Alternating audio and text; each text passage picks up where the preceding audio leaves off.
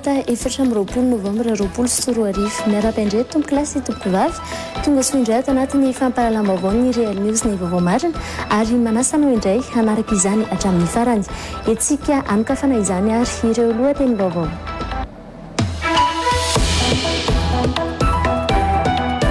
Fiakatra hatrany amin'ny 1.5 degré Celsius ny maripana ny atsimon'ny nosy toy ny any Beza sy Androy. Tsy anany nefa fa saika hitombatra amin'ny 10 degré amin'ny maripana antonony rehefa volana novambra toy izao ny maripana noho ny fahamainany tany amin'ny fandalovany anticyclone. Efa azo antoka ny fandresen'ny amady amin'ny fifidianana filohan'ny CAF noho ireo filohan'ny Fédération Africaine 40 efa nanao taratasy fanohanana azy ho insitena renasolonaiko filohan'ny komity olympique malagasy. Mety ho bola tafaverina toy ireo filohan'ny Fédération hafa talohany izay niara-ny fanapahan-kevitra toy izao i amady raha mampiakatra ny raharaha eo anivon'ny tribunal arbitral des sports ho insitena randriana solonyaiko. Lehilahy miisa 4 voalaza fa jiolahy saika hanafika tokantrano iray teo amin'ny cité adventiste bazary kely Toamasina no maty voatifitry ny polisy tao Toamasina nariva teo tokony ho tamin'ny 4 ora sasany. Fifandonana teo amin'ireo voalaza fa jiolahy ireo sy ny polisy pirenena no niseho taorian'ny fampitam-baovao voaray ny polisy pirenena amin'ny fisian'ny andian-jiolahy miisa 9 izay mikasa hanafika eny an-toerana ho nitatry ny polisy pirenena ao Toamasina.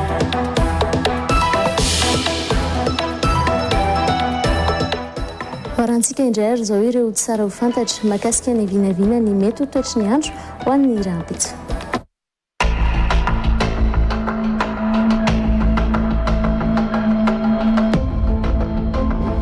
Miaravanao indray ny tenako amin'izao takariva izao.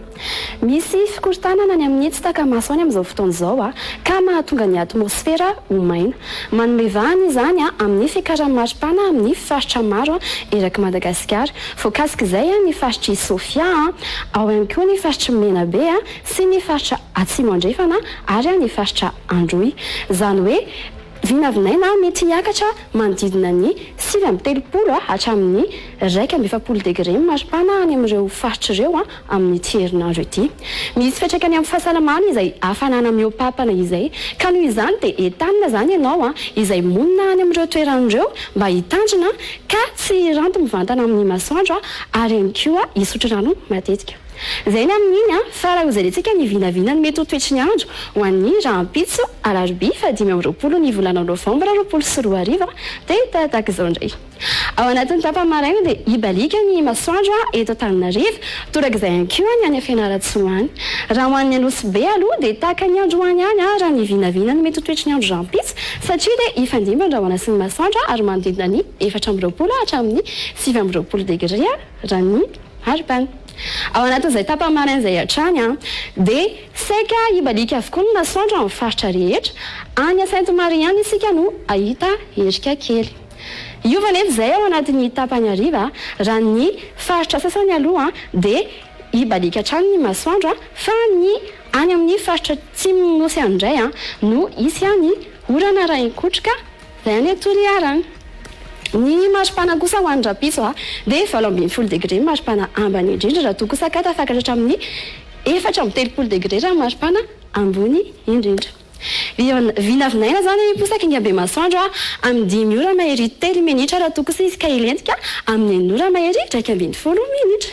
Izay indray raha ny vinavina ny mety ho toetry ny andro afaka natolotranao anio isaoraka ireo nanaraka izany hatramin'ny farany. Tsy ihany koa tsy isaotra ny Pretty Angels any Antsakaviro karakara ny taovolo sy ny tarehy. Veloma tompoko.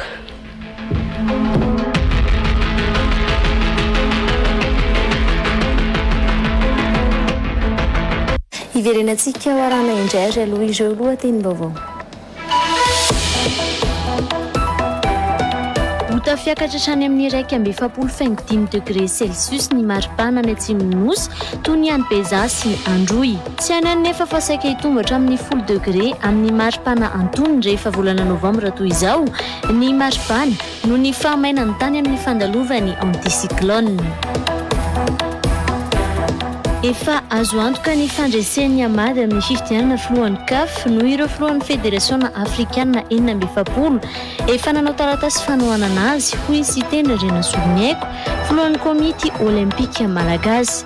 Mety ho bola tafaverina toy ireo filohan'ny fédération hafa talohany izay niara-ny fanapahan-kevitra toy izao i amady raha mampiakatra ny raharaha eo anivon'ny tribunal arbitral des sports ho izy tendra randriana soloniaiko. Lehilahy miisa efatra voalaza fa jiolahy saika hanafika tokantrano iray teo amin'ny cité adventiste bazary kely Toamasina no maty voatifitry ny polisy tao Toamasina nariva teo tokony ho tamin'ny 4 ora sasany. Fifandonana teo amin'ireo voalaza fa jiolahy ireo sy ny polisy pirenena no niseho taorian'ny fampitam-baovao voaray ny polisy pirenena amin'ny fisin'ny andian-jiolahy miisa 9 izay mikasa hanafika eny an-toerana ho nitatry ny polisy pirenena ao Toamasina. Ny vaovao mahakasika ny toetry ny andro avy hatrany no antsika ny kafanany fampahalalam-baovao. Miakatra 5 degré C hatramin'ny 10 degré C no ny maripana antony isaky ny volana Novembre isan-taona. Ny maripana eto Madagasikara nanomboka ny fiandohany herinandro teo hatramin'ny zoma na sabotsy ho avy izao raha ny vinavina ny famantarana ny mety ho toetry ny andro. Ny fisian'ny anticyclone any ambonin'ny tany izay manamaina ireo faritra sy toerana rehetra andalovany no mahatonga izany. Ireo faritra telo any atsimo nosy toy ny any Androy, atsimo andrefana ary ny any Menabe sy Boeny no tena ahitana ireo hafanana migaingana io raha nambara ny mpamatatra ny vinavina ny mety ho toetry ny andro. Ny ora-pahavaratra izay tsy hisy aloha amin'ity herinandro ity afa-tsy ny any Bonglava. Nanao ny fanadadiana i Malala Rakotony Ireny sy tokony anandrindrina jatovo. Endrika hita maso mampiseho ny tranga ny fiakaran'ny hafanana no ny fisian'ny anticyclone amin'izao. Ny fahitana ny tsy fisian'ny rahona amin'ny lanitra na kely aza teto an-drenivohitra sy amin'iny faritra atsimon'ny Madagascar iny tato anatin'ny 2 andro nanomboan'ny herinandro izay ho ny sampana mpamatatra ny vinavina ny mety ho toetry ny andro. Ny fisian'io anticyclone io mantsy no manakana ny rahona sy manamaina tanteraka izay toerana andalovany. Vokany androany tamin'ny 2 ora tolakandro fotsiny no efa tafakatra 1.7 degré Celsius ny maripana tany atsimon'ny nosy toy ny tany Beza sy tany Androy. Tokony ho 1.3 degré Celsius nefa ny maripana raha amin'ny volana Novembre toy izao. Ho an'Antananarivo kosa mandidina ny 15 degré Celsius hatrany amin'ny 20 degré Celsius ny maripana androany raha toa ka 20 degré Celsius ny maripana tokony ho izy. Arakaraka ny toe-java-misy zany mitranga any ambony any sy ny ety ambony tany zany zavatra mifandray ireo zavatra ireo ny zavatra misy any ambony any zany dia misy an'ilay antsoina hoe système de blocage na misy anticyclone na goavana ihany mitranga any ambony any ka ny toetoetra n'izy io manamaina ny zavatra rehetra eo ambaniny. Zany hoe izay ny tena toetrany tsy mamela fipetrahana rahona ny fiforonana rahona izy eo amin'izay faritra misy azy ka rehefa tsy misy rahona moa zany eo amin'ilay faritra misy azy fa ny masoandro no mibahan-toerana dia mazava ho azy fa miakatra ny tahan'ny taratry ny masoandro dia miakatra be zany ny maripana amin'izay faritra tratran'izay. Tsika amin'izao amin'ny resaka izao zany zao toko hoe amin'ny ray latsaka kely zao any amin'iny faritra ny Beza, iny faritra ny Androy iny Beza zany zao ny raha ny sandan'ny maripana voaray zany zao dia efa 1.7 degré Celsius ny amin'izao fotoana izao tsika miresaka izao. Zany hoe iny faritra atsimonosy iny zany no tena misongadina be zay fiakaran'ny maripana zay manodidina ny 5 na 10 degré mihoatra eo mihoatra amin'ny maripana manara-penitra zany ny elanelana misy amin'ny maripana voaray. Mbola tsy hisy ihany koa ny orana na eto an-drenivohitra na any amin'ny faritra atsimo ho amin'ity herinandro ity. Raha ho anana Alamanga manokana moa zany tsy mbola miandrandra orana mihitsy ntsika amin'ity herinandro ity fa ny herinandro miditra ho avy zany no hitantsika indray raha miova izay toe-javatra izay amin'iny herinandro miditra iny. Efa misy moa zany navoaka ny fobe famantarana ny toetry ny andro mahakasika ny fiatombon'ny orana sy ny ora-pahavaratra zany ho an'ny Madagasikara ray manontolo izy io zany mivoaka isaky ny faritra Ny faritra atsimo aloha zany hatramin'izao dia mbola azo lazaina hoe mbola tsy tena nomboka izay fotoam-pahavaratra izay. Hatreto aloha zany mbola tsy tena nomboka fa efa voafaritra ihany izy raha vinavina any amin'ny voalondo any amin'ny faraparan'ny desambra any zany no heverina fa anomboka ny fotoam-pahavaratra any amin'ny faritra atsimo zany hoe faritra ny atsimo andrefana sy androzy no voakasika izay. Vao tamin'ny taona 2012 no nisy ity fiakarana hafanana ambony be ity ary zao niverina izao indray. Raha ny zava-misy ihany koa any amin'ny 10 taona ihany koa indraindray vao misy tokony hiverina nitranga amina fiakarana hafanana be toy io. Fa isan'ny aina izay hafanambe izay androany tany Toliara efa tafakatra hatrany amin'ny 7-30 degré ny maripana tany an-toerana andro voalohany izay fantatra fa nampiakatra ny hafanana be. Tsy misy ny ranorana vokatry ny fiovaovan'ny toetry ny andro ho ny mponina sy ny lehibe ny sisko avy any an-toerana ka nitarika ny ahintany sy ny fiakarany hafanana be loatra. Ny tsioka timo izay iainan'ny mponina ny Toliara ihany koa no tena mitondra ny fiakarany hafanana be ho ireo mponina. I Daniel Efano mitatra ny vaovao avy any an-toerana. Ny aina hafanana be androany ny mponina tany Toliara. Tafakatra hatrany amin'ny 7-30 degré Celsius izany raha nolazain'ireo izay tsapa fa ambony dia ambony. Ny tsy fisian'ny ranorana no nambaran'ny mponina Toliara fa nampiakatra be miopapana ny hafanana amin'izao. Ny fijerena azy miakatra ihany zao ny hafanana eto a Toliara. Noho ny tsy fisian'ny ranorana eo amin'ny 35 degré zao ny fijerevako azy. Manomboka eo amin'ny 28 Toliara dia hatramin'ny 35. Le fijerena ny hafanana Toliara mafana, tena mafana Toliara. Sahala amin'izay zany ny fijerevako azy. Indrindra fa io tsioka Timothy io ny tena dangereux mihitsy. Misy fiantraikany amin'le hafanana ty Toliara. Le tsioka timo zany io fa toetany zavatra efa iainana ty Toliara amin'izao fotoan'andro vaninandro zao dia mandeha ihany le tsioka timo. 3 taona lasa no nisy hafanana niakatra be toy izao tany Toliara ho ny lehibe ny Sisko Morombe. Ny fahasambany tontolo iainana izay mitarika ahintany no tena mampiakatra ny hafanana sy mampiova ny toetry ny andro. Saika tsy nifanaraka tamin'ny vaninandro tokony hiritsahan'ny orana sy ny mahintany azy izany tamin'ny ity taona ity hoy izy noho ny fikorontanana ny toetry ny andro. Raha ny ao ny Sisko Morombe aloha no resahana dia eo amin'ny 3 taona lasa ao no tafantatra latsapako fa tena niakatra le taony ampianarana tao amin'ny Sisko Morombe. Raha amiko manokana indrindra raha ny ao amin'ny cercle fiadidiako miabetsaka le fanomana firenenana satria ny olona dia mirona amin'ny resaka fanimbanan'io tontolo iainana io indrindra amin'ny kapa-hazo izay hatrea ataon'ny olona misy ao. Ny olona efa nisy nahatratra zao indrindra amin'ny saison de pluie tena miova tanteraka ny toetrandro indrindra mifaritra Morombe io satria noho ny fenzy zavatra rano arina zao nidra ny teny tao hoe 2 taona lasa tena tsy dia nisy orana fitsy nefa fotoana tokony fotoana ilatsahana orana be zao niany tena tsisy ary tena miova mihitsy le toetrandro mafana na ny fotoana amin'ny vaninandro tokony angatsiana lasa mafana le ny andro. Mbola iaina hafanana be mandritry ny andro maromaro ny any Morombe raha ny vinavina ny mpamantatra ny toetry ny andro. Tokony ampidirina ao anatin'ny teti-bolam-panjakana 2024 ny famindrahana orana artifisialy ho an'ny faritra atsimon'ny nosy izay ahitana ny kere amin'izao fotoana izao ho ny solom-bavambahoaka nampanihy Marcotte Sarady. Nambarany fa io no isan'ny vahaolana ahafahan'ny mponina mamboly ka afaka ampiainana ny tsy fanjarian-tsakafo any Atsimo. Miantso ny fitondram-panjakana ihany koa ny solom-bavambahoaka Marcotte Sarady mba andefa ireo sakafo fanampiana any amin'ireo komina Sarodalana sy ambanivohitra lavitra mba ahafahandreo mponina miaina vonjy maika. Tozirabe faritra sy tokony enarandrianjatovo. Ny famiandrana orana artifisialy no vaolana vonjomaika atolotry ny solombabahoaka anampany Marco Tsaradi mba hanampiana ireo mponina any atsimo izay tsy afaka mamokatra noho ny tsy fisian'ny ranorana ka miteraka ny kere amin'izao.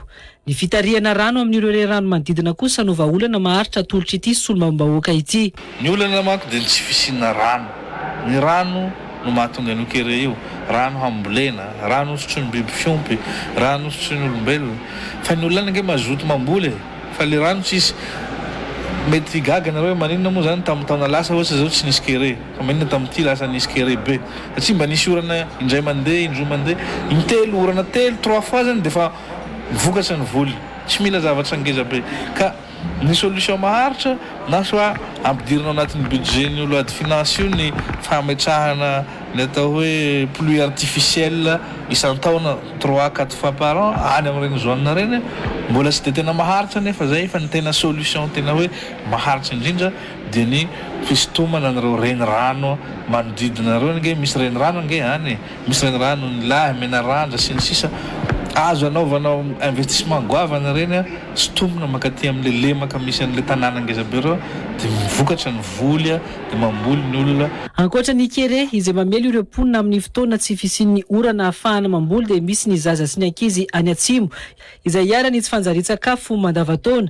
noho ny fihinanana sakafo tsy misy otrikaina toy ny sosa sy ny fangitra hoy ny solombabahoaka anampany Marco Tsaradi. Ny zava-misy any zany le malnutrition dia fa lasa fiainana andavanandro satria zao misy toerana zany ny zavatra anankiray ihany no haniny mandavataona ohatra hoe mihinana n'izay atao hoe sosa zay izy ohatra ny mangahazo zay izay hadinany ambany tany dia rehefa mahazo ohatra izy amin'ny herinandro ty dia angoniny dia iny no haniny sanandro sisy zavatra hafa hohaniny zany dia normal zany le zaza tsy développer tsara ny organisme ny vatany zany tsy mitombo ara-dalàna noho n'le sakafo tsy zarizary dia ny rano ndray misy an'izay zavatra antsoina hoe fangitra zay iny zany kosekosehina amin'ny tanana ohatra zao iny dia mamoaka rano nefa iny tanana mikosokosoka azy iny tanana maloto satria tsisy rano anasana tanana dia iny rano maloto iny zany no sotroina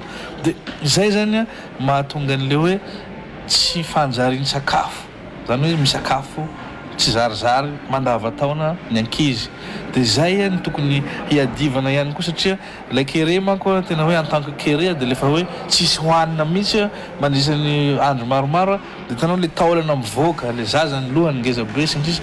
Tokony atao tonga hatrany amin'ireo komina izay tena lavitra kanefa voan'ny tsy fanjari-tsakafo ny fanampiana omen'ny fitondram-panjakana hoy ity solombabahoaka ity. Misy toerana sarotra lalana tsy voatery zany ho tonga any amin'ireny toerana reny ilay fanampiana ka zay zany mbola tokony anaovana tanana miara-mibata sy soroka miara-milanja mba hahafahana reny vahoaka ireny mba soulager kely mety tsy afapo tanteraka mandritra ny volana maro ilay fanampiana fa mba au moins zany mba misy an'izay répit zay ny fiainany amin'ilay fijaliana mandra-pahatongavany solution maharitra. Anaramaso ny fitsinjarana ny atsika kalitsinjo izay tanterahany gouvernemanta any atsimo ireo solombabahoaka any amin'ity distrika ity raha ny nambaran'izy ireo. Ny herinandro lasa teo ihany koa no fantatra fa efa tonga tany ampany ny sakafo 4 taonina avy amin'ny BNGRC miaraka amin'ireo bidon feno rano avy amin'ireo solombabahoaka.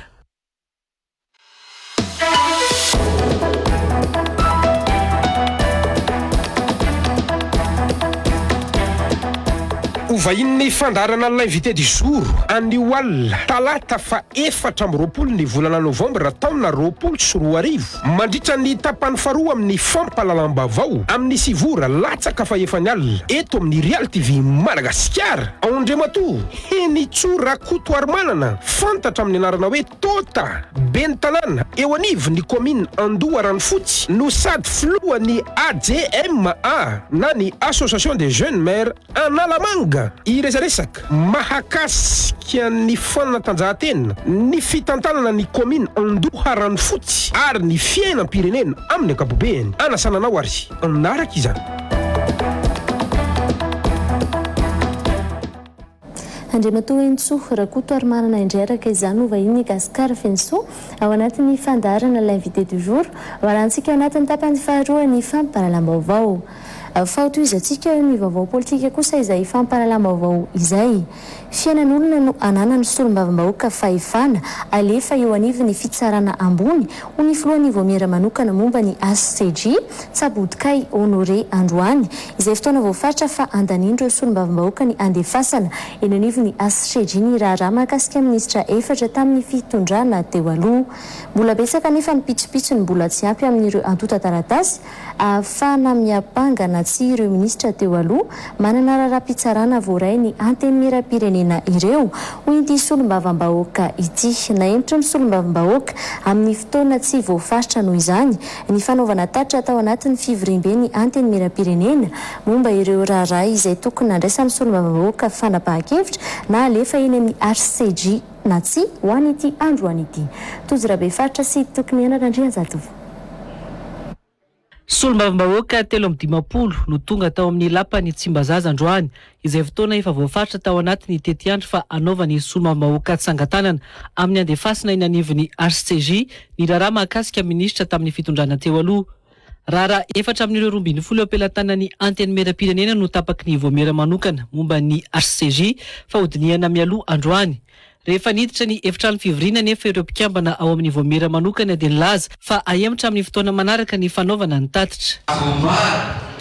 Mbola tsy vita na sanay mbola betsaka ny zavatra sy pisopiso ilaina amin'ity zavatra dia tsy ilaina amin'ny solombavam-bahoaka ity.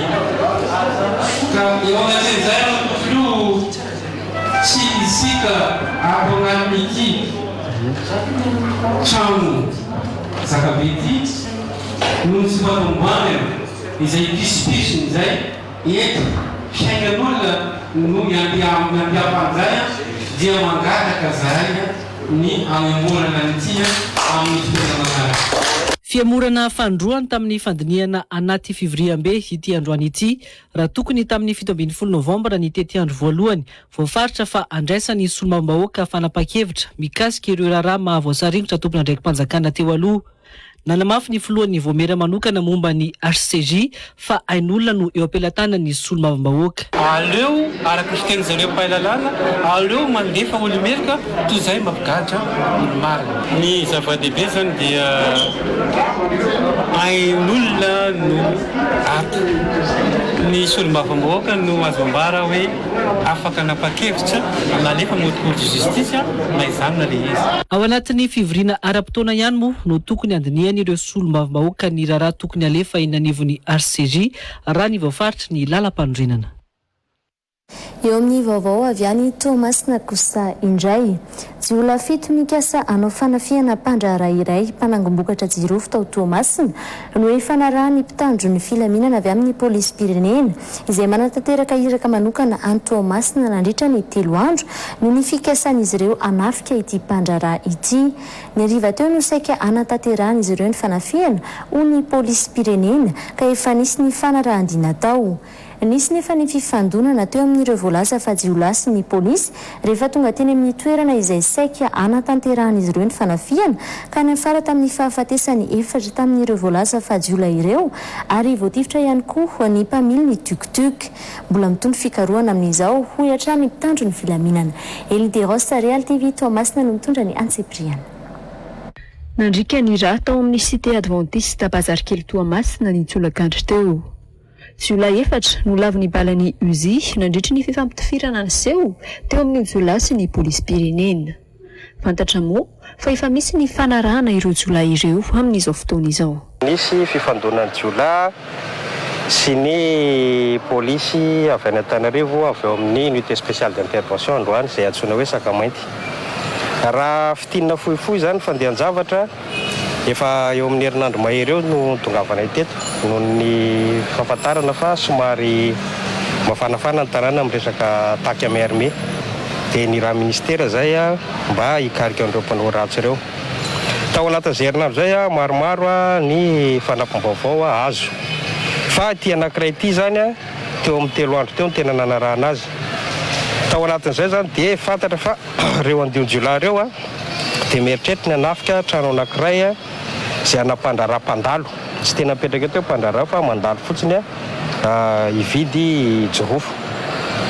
Dia rehefa nazo izay vaovao zay zany izahay dia niezaka nipetraka voalohany tao anatin'ilay toerana izay etretinareo fa ho tafiana. Rehefa tonga zareo niaraka tamin'ilay tiokotioka dia teny moa zany ny polisy hoe polisy mijanona. Dia zareo ny tonga dia nitifitra voalohany. Mazava ho azy moa fa tsy maintsy miaro ny ainy ny polisy, voatery tsy maintsy namaly.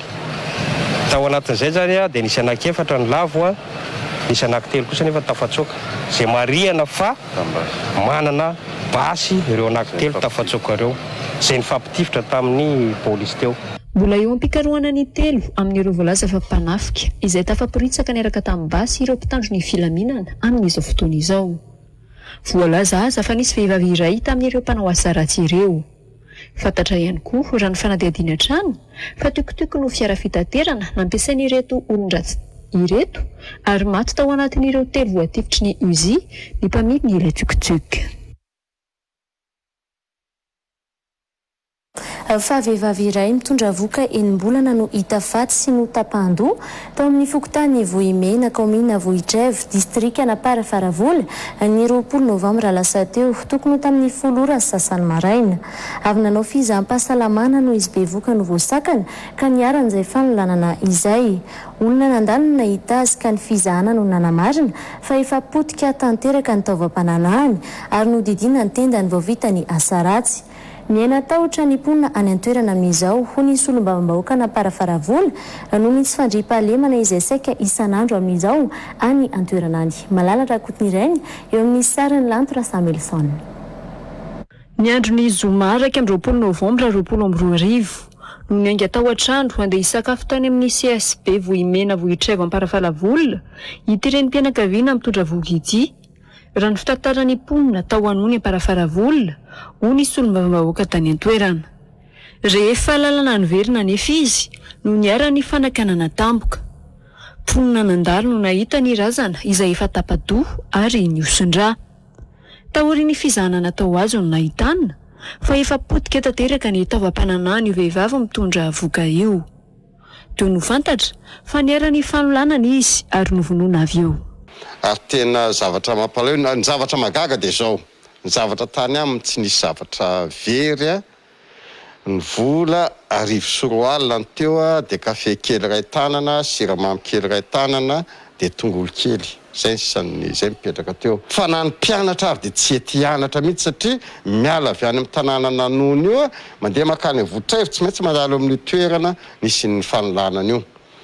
Nisesy tato ato ny fankanan-keriny sy ny tsy fandriam-pahalemana any Amparafaravola ho nisy olom-bavam-bahoaka any an-toerana.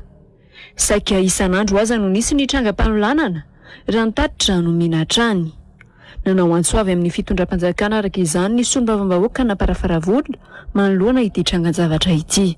Ka dia eto dia manaitra ny tompon'andraikitra rehetra mpitandro filaminana, tompon'andraikitra ara-panjakana rehetra hijery akaiky io toe-javatra mampahonena io dia ny fanonanana ray, mikidina pinina ray, indrindra ny vakivala sy ny fandravana na amin'ny atoandro dia misy fandravana foana. Tena tsy lazaina intsony ngamba toy ny ratsan-tanako folo ity tsy voalaza tsy fa mihoatra an'izay satria isan-kerinandro isan'andro tsy maintsy misy foana ny zava-misy vakivala, trangam-panonanana, zazakely 5 taona, 10 taona, zazavavy.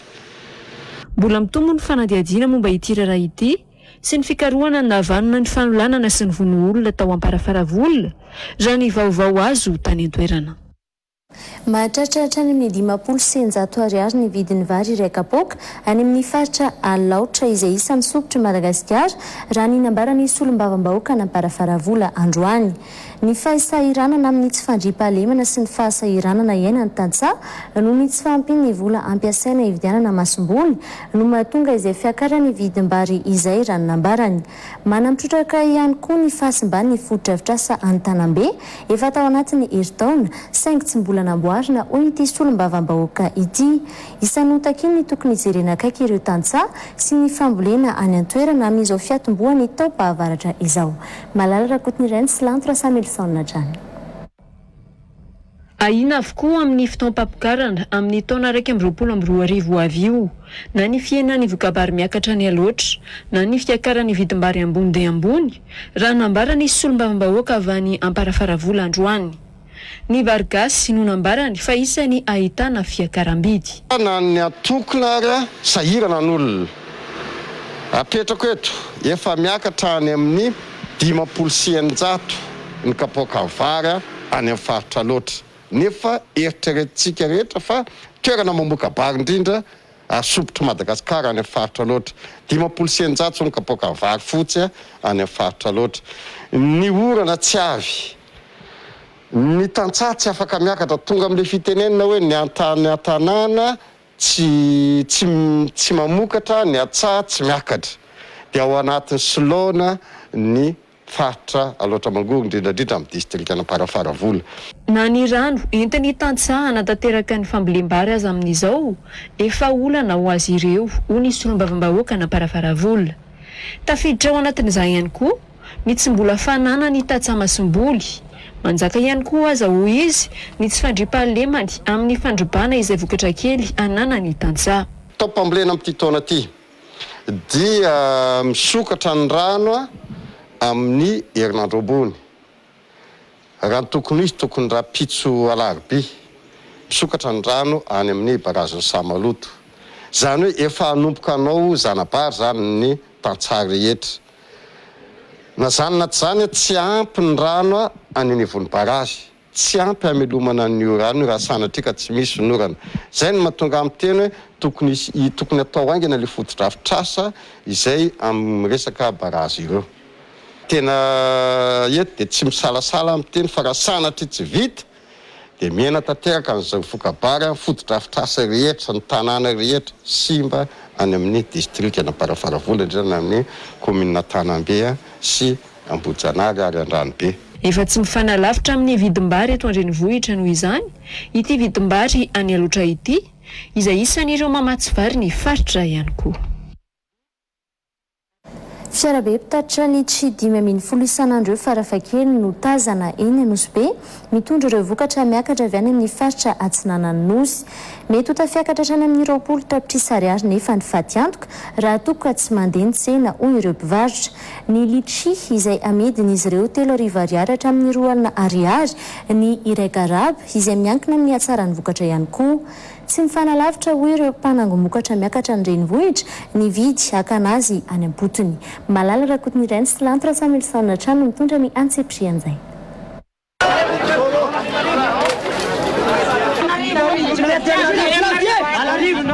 Mifanaretsaka Anosy be manoloana ny fiakaran'ny vokatra litchi eto Antananarivo renivohitra. Manomboka amin'ny 5 ora maraina, efa feno ireo mpivarotra miantso mpividy. Tsikaritra nefa fa tsy mitovy ny vidiny iray karaba. Misy mantsy ireo mivarotra izany manomboka amin'ny 3 ariary ny karaba kely, raha toa kosa ka misy indray ireo mivarotra izany ho 4 ariary. Toy itony hita amin'ny sary itony ihany koa, ny karaba lehibe amidy 2 ariary, raha toa ka misy mivarotra 2 sy 1 alina sy 5 sy 1 ariary. Samby avany Toamasina avokoa ny vokatra tonga teto an-drenivohitra. Arakaraka le tsena zany, arakaraka le tsena hoe maka ohatrany mandeha maka ohatrany miainga androany tonga anao ny pitso dia sazy to dia changement dia miala any ianao dia arakaraka ny tsena eto Anosy be hoe lany 2 andro ve sa lany 3 andro izy arakaraka izay no ny elana eto. Tamatavy indray aloha zany tsy mandeha amin'ny kilao fa mandeha amin'ny garabo. Dia arakaraka le toerana koa misy 3 arivo, misy 4 arivo, misy 2 arivo. Ohatr'izay ihany koa arakaraka le tsena ihany koa io miovaova koa miporeny io, misy 4 arivo, misy 5 arivo, misy marafo 7 arivo ohatr'izay. Nisy fotoana zany tamin'ny herinandro voalohany tompony le tsy tena tsisy vidy mihitsy le tsy fa nivitahana azy tany ary nivarotana azy teto. Ka io tsy hita io tantaraina io satria le vola mihodina foana dia tsisy vola mitambatra io fa asa fanao izy dia tsy maintsy misy ianao faty antoka, misy ianao mba mahazo kely, misy ianao maty antoka be mihitsy amin'ny resaka le tsy tsy voatery azo tombatra foana io zany. Misy tonga dia mandrapatapy ny kapainy mety misy mamono amin'ny camion iray mety hamono tena 25 millions 30 millions ohatr'izay. Tsy misy mividy nefa ny litchi hoy ireo mpaninjara mivarotra amin'ny sisin-dalana. Valonjato ariary hatramin'ny 5,000 ariary ny amarotana ny kilao. Mila zao kilao satria mora be ny entana zao fa betsaka loatra le eto tanàna. Mila dia 200 serivo zao farany ambony. Fa rehefa tsara izy mba lafo 500 serivo ihany fa le ratsy zany tonga dia maivana ny olona koa moa tsy manambola dia mora ny entana. Fa androany izy zao niakatakatra kely ny vidiny. Androany zao izy 2 alina indray ny garaba dia 2 arivo sy 1 alina 5 arivo sy 1 alina. Lavalava zao 1 alina dia 4 arivo. Arjatsinjara ny malafo kely garaba 4 garaba rehefa mba mahazo 5 arivo 9 arivo ny garaba dia efa tsy misy be dia aloha zany. Nanomboka tamin'ny lady izy tena 2 arivo ary nahazo ray garaba tato tsena. Arivo ary nahazo. Fa nanomboka androany izy zany vao mba niakatra kely ny vidiny zany. Fa isan'andro aloha izy teo tena mora e. Fiara lehibe efa mahery ny 20 isan'andro ho ireo olona avy any Anosy Be no tonga mitondra ny litry eto an-drenivohitra. Saika mitobaka moa izany manerana ny tsena. Eo amin'ny vaovao fanatanjahantena kosa indray ny tsy fitovi-kevitra teo amin'ny filohan'ny CAF izay mitazona ny fanatanterahana ny CAN isaky ny 2 taona sy ny filohan'ny FIFA izay mitaky ny anaovana ny CAN isaky ny 4 taona no isan'ny ao ambadika ny fanapahan-kevitra ny FIFA ampiato any Amady ho ny filohan'ny komity olimpika malagasy sy teny irandriana solonyaiko androany. Nambana ny filohan'ny COM ihany koa fa efa fanao eo amin'ny sehatry ny baolina kitra iraisam-pirenena ny falihana ny kandidat tsara toerana ny Amady toy ny efa nahazo any Platini sy Blatter. Mety mbola ho tafaverina ny toerany ary afaka handray anjara amin'ny fifidianana filohan'ny CAF noho izany ny Amady raha mampiasa ny zo ampiakatra ny raharaha eo anivon'ny tribunal arbitral des sports ato anatin'ny enimbolana ho iatrany sy teny irandriana solonyaiko. Efa azo antoka ny fandresen'ny Amady hitantana fandroan'ny Confédération africaine ny baolina kitra no ireo filohan'ny Fédération 47 efa nanao taratasy fanohana anazy hoy sy teny irandrena solonyaiko filohan'ny komité olimpika malagasy raha nitondra ny fanehoan-keviny mikasika ny fampiaton'ny FIFA any Amady. Tsy maintsy nosakana anaty amin'ny resaka olana samihafa toy ny natao any Platini sy Blatter noho izany i Amady hoy ny filohan'ny COM. Sura fa misy fandraisana eo amin'ny resaka élection izay atao amin'ny 21 mars angambany izay raha tsy diso ahako élection ny CAF zany. Zavatra anankiray tiako ambara koa dia nisy 46 fédération nationale izay nanapa-kevitra hanohana any Amady. Ka fahitako azy ny tantara tsy fanadino fantatsika tsara ny tantara ny Platini rehefa misy fifidianana tsy maintsy jerena inona daholo ny problème Platini. Fantatsika tsara fifidianana nahazo any Blatter rehefa handeha amin'ny fifidianana izy inona daholo ny zavatra satria fantatra fa raha milatsaka ireo dia tsy maintsy lany foana. Dia tsy maintsy aty amin'ny olana aty zany no ajanona le olona mba tsy afaka hilatsaka amin'izy. Zay ny fahitako azy. Ka za aloha raha amiko manokana zany 46 fédération nationale manohana olona anankiray nanao taratasy zany kosa aloha fa tsy azo edikevitra fandezeny mandany Amady assuré anazy. Na izany aza efa nampoizina ihany izao faniliana ny Amady izao noho ny tsy fitovy-kevitra nisy teo amin'ny filohan'ny CAF sy ny filohan'ny FIFA hoy sy teny irandrena solonyaiko. Efa fatapatatra ihany satria taoriany décision izay tsy nampitovy hevitra ny filohan'ny FIFA sy ny filohan'ny CAF no nisy ny problème raha fahitako azy aloha aty ivelany. Satria tao anatin'io décision io no tsy nifanaraka hoe atao isaky ny 4 taona na atao isaky ny 2 taona zany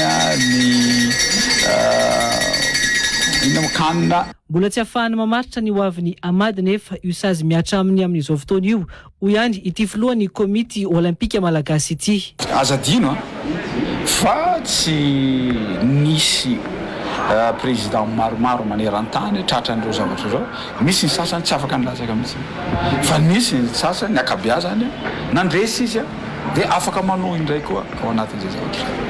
Fa pour le moment moa iny fatapoko fatapirenena fantatro tontolo zao ala iny amin'ny vaovao rehetra maneran-tany mihitsy iny vaovao iny zay navoaka ny FIFA. Mbola manana fiam-potoana enim-bolana moa i Amady ahafahany miaro tena sy mampiakatra ny raharaha eo anivon'ny tribunal arbitral des sports. Mpianatra mendrika isaky ny distrika izay miara-miasa amin'ny fondation Siteny no hisitraka ny fampiofanana teny anglisy sy ny fitsidihan-tany any Etazonia ho Siteny randriana solonyaiko androany. Mpianatra iray mendrika indrindra manerana ny nosy kosa no iantohan'ny fikambanana ao anatin'izao hetsika andiany fahafito izao. Isan'ny sitraka voalohany ny fampiofanana teny anglisy io ny tovolahy iray antsoina hoe Jean Borda avy any Vangaindrano izay efa afaka baccalauréat sokajy A2 nahazo ny naoty ambondrindra ny taona 2012 ary mbola nahazo ny naoty ambondrindra ihany koa tamin'ity taona ity tamin'ny sokajy C. Tojo Rabefatra sy tokony Andrianjatovo. Mpianatra roa mendrika indrindra avy any Vangaindrano izay isan'ny nanintona ny filohan'ny fondation Siteny no mandrato fianarana teny anglisy amin'izao fotoana izao. Tao anatin'izany ny tovovavy iray izay laharana voalohany ho an'ny faritra Atsimatsinanana teo amin'ny fanadinana baccalauréat. Teo ihany koa i Jean Borda izay mpianatra afaka baccalauréat tamin'ny taona 2012 tamin'ny ny tanjonako faharoa igny fahaizako langy indrindra langy internationaly ako ity anglais ity moa zany satria hitako zany fa tena ilaigny koa zany izy io amin'ny resaky fanohizategna ny fianara sy amin'ny fisozovategna ny hoavitegna ihany koa indrindra amin'ny resaky fitadiava asa da tena zava-dehibe zany fahaiza fahafehizategna ny olo langy internationaly da fahatelo magnampy an'izay moa zany itegna koa zany mety hoe ho lasa mety hoe ho lasa mpitatagna zany tegna asoasy zany na mety ho amin'ny firenena io na mety hoe mitatagna orinasa da mba te hanagny fahaiza manokagna avao koa zany amin'ny mahakasika an'izay. Hatreto mbola andasina ny naoty ho an'ireo faritany telo ambiny eto Madagascar hitadiavana ireo mendrika indrindra tamin'ny fanadinana afahana mampiofana azy ireo hiteny anglisy sy hanao fididiana any Etazonia. Ity moa andiany fahafito ity dia niavaka kely le izy. Tamin'ny tondo asa fifanataotsika misy ankizy ray zay voalohany lauréat baccalauréat manerana ny Madagascar. Zay zao no mena azy fa le anarana moa hatramin'izao mbola tsy tonga eto miandry an'le anarana akeo miankina amin'ireo président université eto Madagascar manome an'izay faran'izay haingana efa azonay ny an'ny Fianaratsoa, ny an'ny Tuliara, ny an'ny Tamatavy koa angambany izay fa mbola miandry Antananarivo sy Dego sy Mazanga zany za akeo ahitana an'izay zaza voalohany tamin'iny baccalauréat.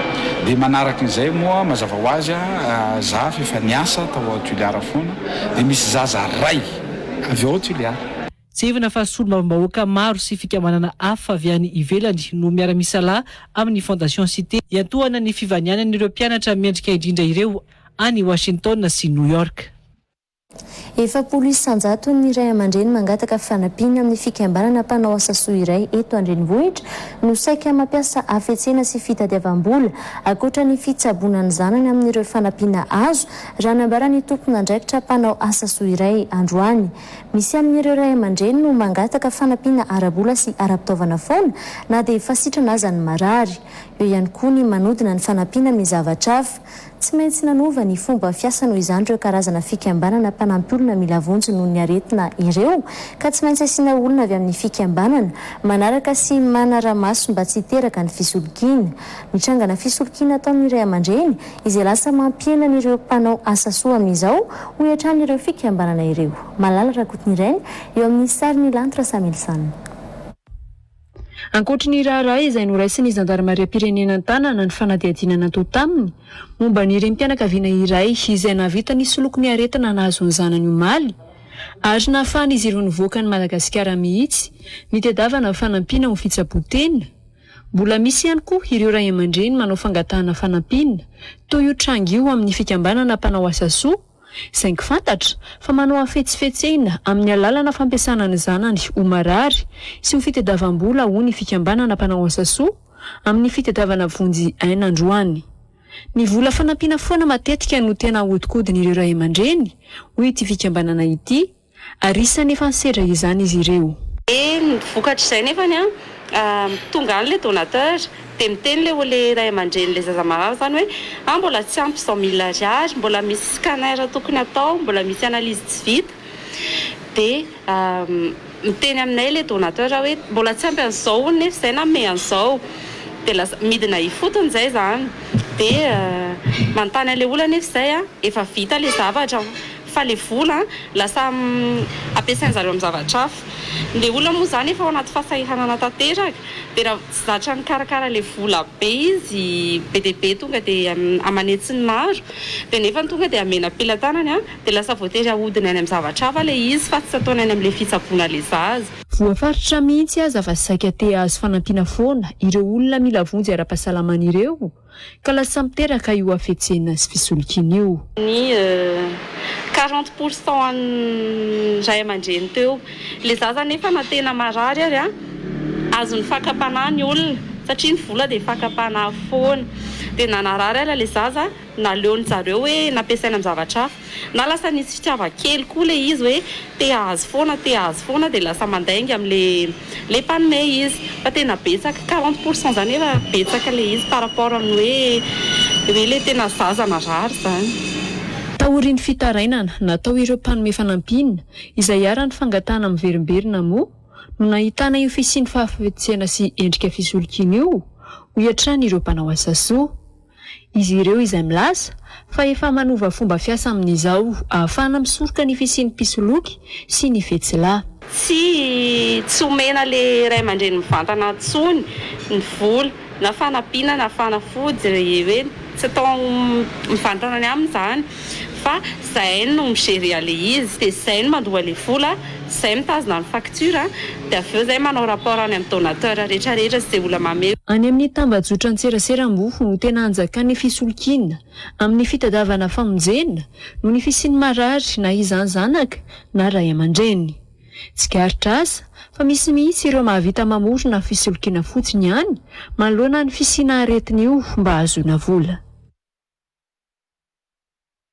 Mpivarotra paraky tao sambava hitansimena fony izy tsy mbola mpanakanto ho ny vaovao navoaka ny pejy iray tao anatin'ny tambajotra tserasera Facebook tao. Niteraka resabe izy io no hitansimena izay efa isan'ny mpanakanto isan'ny malaza be amin'izao fotoana izao. Vaovao tena marina ve ity sa diso faninana naparitaka ndao fantaritsika tao anatin'ny zanam-pandaharana fake news news ary ny momba izany. Mba fantatrao ve fa mpivarotra paraky tao sambava izy fony mbola tsy mpanakanto kodiaran-tsarety ny fiainana. 20 taona lasa izay rehefa ariva ody avy nandro ireo paraky ilay miza no anarany tamin'izany dia mihira ireny andalana izy. Nisy vazana tsikaritra izany ka nitondra azy taty Antananarivo. Io tantara fohy mikasika ny mpanakanto tansimena io no naparitaka ity pejy iray izay mpamoaka vaovao matetika ity.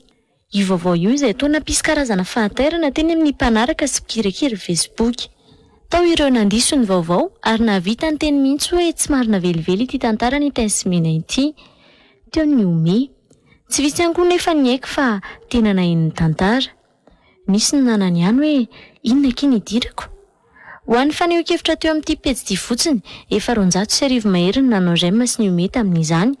Efa 730 ihany koa ny nametraka commentaire raha toa ka 70 ireo nizara azy. Io omano ihany nisy ny fanambarana nataon'ny mpanakanto ny tansimena tao anaty pejy Facebook izay nilazany fa ianao koa te hahainy marina momba ny lasako ho asaiko ianao ary hanomanako sakafo matsiro avy eo ihany koa mbola omeko kafe ianao iarahantsika mikorana mbola omeko fana azy ianao amohanao izany eto amin'ny Facebook fa mampalahelo ahy ity vaovaonao diso loatra ity antsory atoko aza misalasala fa tsy mialonjafiny aty no farana ny tansimena tamin'ny hoe mpanao gazety efa misotro ronono. Noho izany dia fake news be izao ity vaovao ninona naparitaka tamin'ny pejy ity. Zanam-pandaharana ihany koa ary toko gasy toko vavy no etoko manakatona ny tapany voalohany amin'ny fampalalam-baovao ny real news ny vaovao marina tamin'ity alina ity isaorany sika rehetra manaraka izany hatramin'ny farany ary manome fotoananao indray ho amin'ny rahampitso toy izao mandrapitafary toko gasy toko vavy.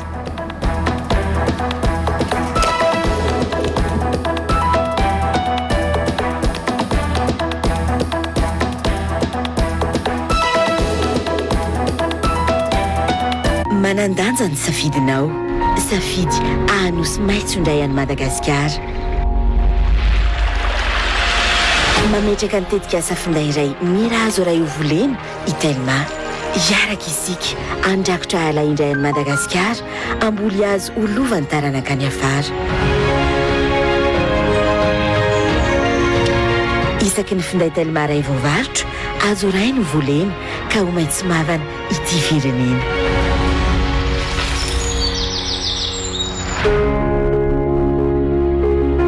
Safidiko maitso malagasy.